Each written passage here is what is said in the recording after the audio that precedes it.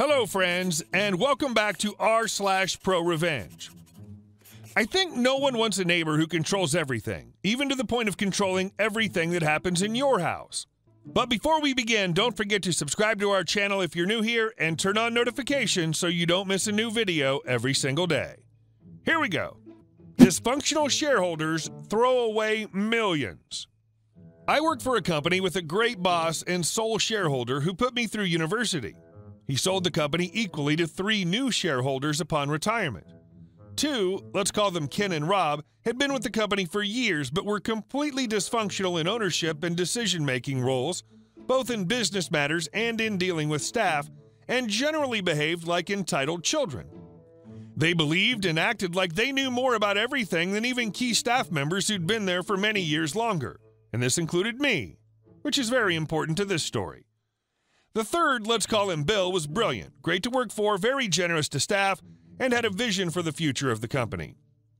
Ken and Rob were constantly at each other's throats, currying favor with staff cliques and generally contributing nothing to the business, all while benefiting from the collection of fairly significant receivables, very important to the story, generously left behind by the founding owner, while Bill was working hard on new business for the future and refusing to get dragged into any of Ken and Rob's nonsense.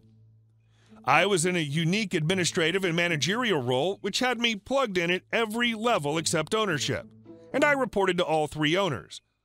One of my primary responsibilities was to keep the shareholders informed on remaining receivables and estimated collections, therefrom, when we approached year-end, very important. Over time, owner relationships became more strained as Ken and Rob did less and wanted more, increasing their disputes with one another. Tension built to a boiling point over 5 years and then boiled over. Rob was regularly belittling staff and trying to take out his frustrations on them. He erred when trying to take out his frustrations on me for being left out of a business trip with Bill and key staff, including me.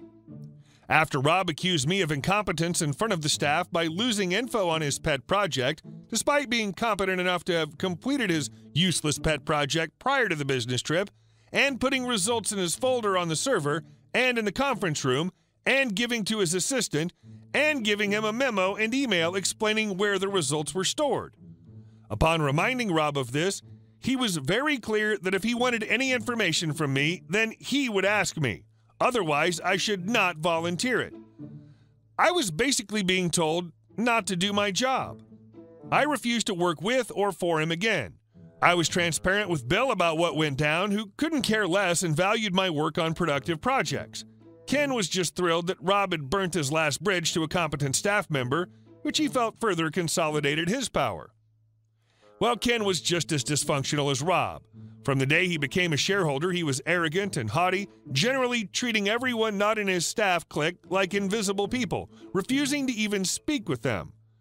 In those same years, he had some small and barely profitable projects that I thought needed my input to be successful, but he was clear in telling me that he did not need my input on the business of the company.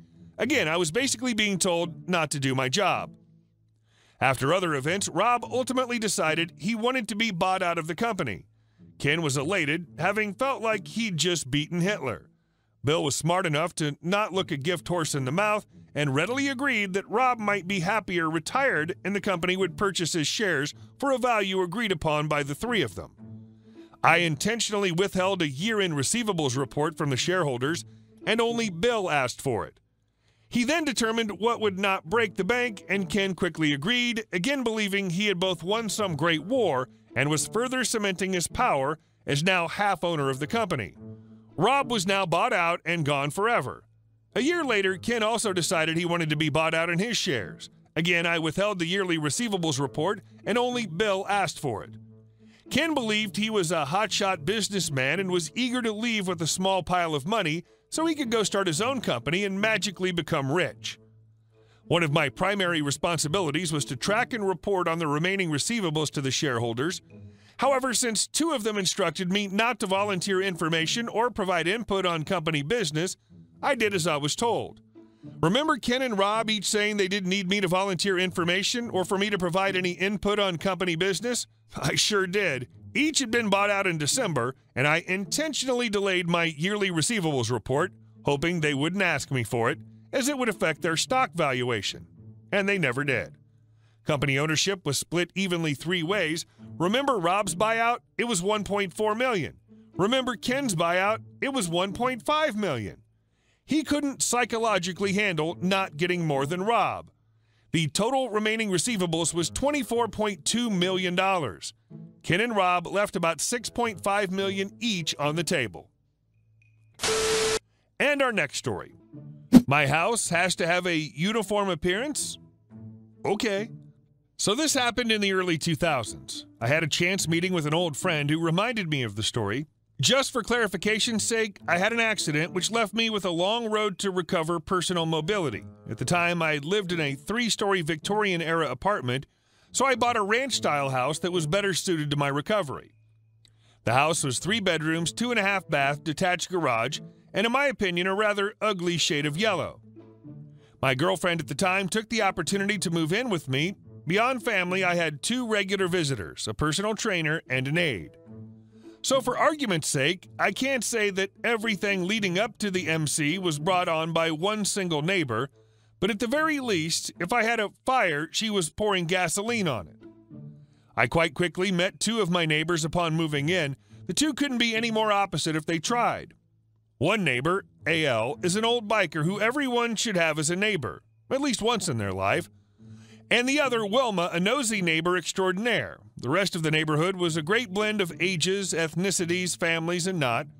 Just good people doing the best they could. Things started off on the wrong foot, or more appropriately, wheel with Wilma. Right off the bat, she made it clear that she was the type of person to personally inspect anything you did to your house.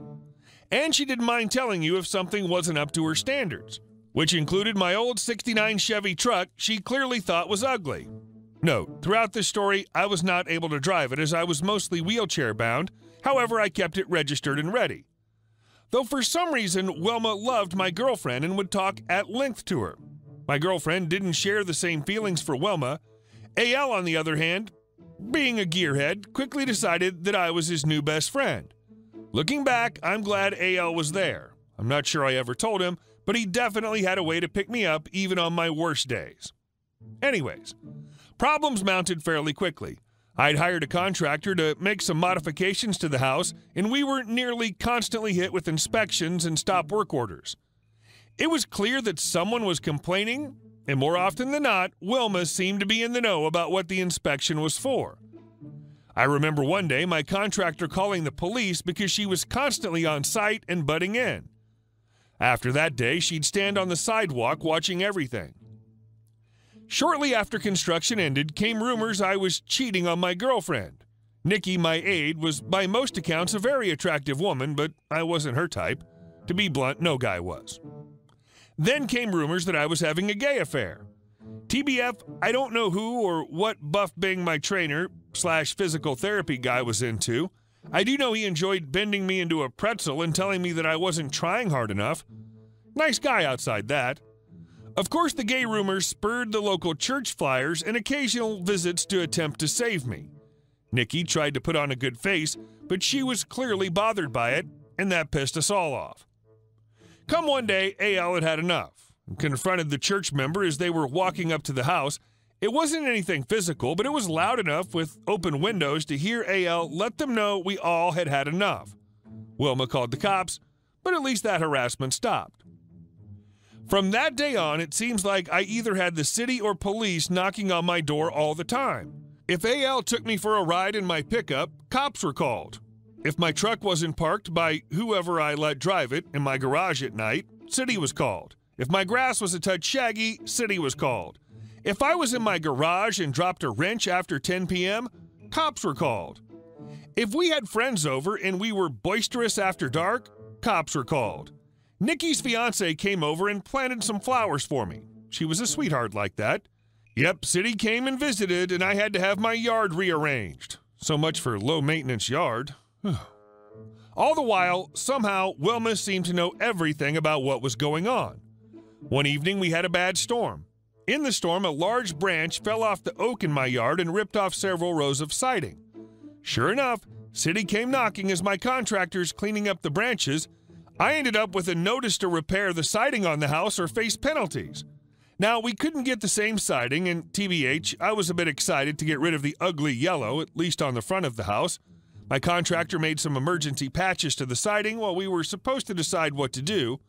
Of course, this brought Wilma out, who informed us that city code required a uniform appearance of the house. And Wilma was not a fan of my stating that I was thinking the house would look good in a tan color. She was trying to steer me back to yellow because my second choice, white, would have been too many white houses in a row in her opinion. So, I confirmed with the city that the house had to have a uniform appearance, which meant that I would have to at least paint the rest of the house to match the front. And those were really the only restrictions. Somehow during this time, I'd found out that Wilma absolutely hated the color fuchsia, so I proceeded to tell my contractor to paint the house fuchsia. It just so happened that Wilma was away that week that my house was repaired and painted, so upon her return, she wasted no time coming over to demand we painted it a different color. My girlfriend looked her straight in the eye and said something to the effect of, "It's such a lovely color and certainly wakes up the neighborhood." Wilma stormed off. That was more or less the end of our direct conversations with Wilma. She did call the city, who came out and gave us the blessing to keep the color, and she did complain about the hideous house across the street to our neighbors. The officers were also more or less done with her harassment towards us. I'm not sure what they said or if they said anything, but there was a definite reduction in visits. About a year later, Wilma suffered a heart attack, which she survived, but decided to move closer to her children. I moved out a year after that, and I found out via said friend that the house is still fuchsia. Hey guys, thank you all for watching the video. I'll see you in the next one.